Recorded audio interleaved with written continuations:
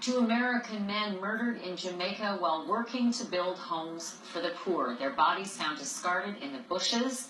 Randy Hensel and Harold Nichols were missionaries for a Christian organization based in Pennsylvania. They were on their way to check on a home that was under construction when they were killed in broad daylight. CNN's Nick Valencia joins me live now from Atlanta. Do we know what's the story behind these killings?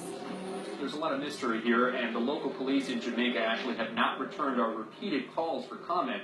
The details that we are getting are coming to us from the mission director of that Pennsylvania-based mission called Teams for Medical Missions, and what we're told is that one of the men, Harold Nichols, had a 14-year relationship with Jamaica, that he had been traveling there on and off for the last 14 years, so connected to that island that they would call him a Jamaican, according to this mission director. The other had been doing mission trips for the last 6 years. That's Randy Hensel. I mentioned that we spoke to that mission director, Ray Shive, and he tells me that they had never said anything about being scared for their safety. Take a listen to what he had to tell me.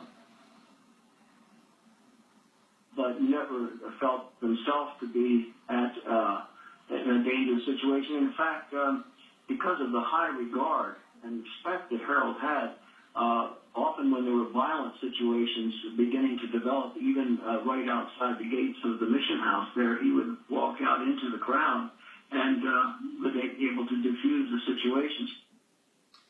That mission director also said something very interesting to me, Ashley. He said he believes that whoever was responsible for these murders may have known Harold Nichols because he was such a fixture there in the community. Ashley?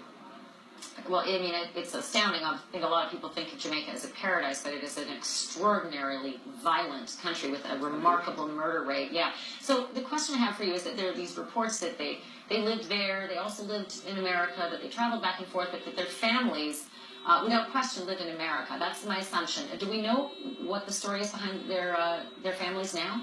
We know Randy Hensel had just taken a trip back to visit his family living in the States. We don't know exactly where they're at, but he is survived by a wife, 5 children. 3 of those children are school age. He had just gotten back to Jamaica to meet up with Harold Nichols, and they were going to go check on that home that they were building for a local family in a very impoverished area.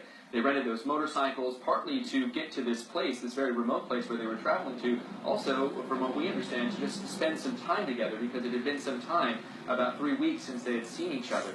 The rest of the details surrounding these murders are just very murky right now. One of the bodies was discovered on Saturday afternoon. The other body discovered on Sunday afternoon by a team of locals there, part of a search and rescue team. But the motive and whoever is responsible for this, that still remains unclear at this hour. Nick Valencia, thank you for giving us the details on that.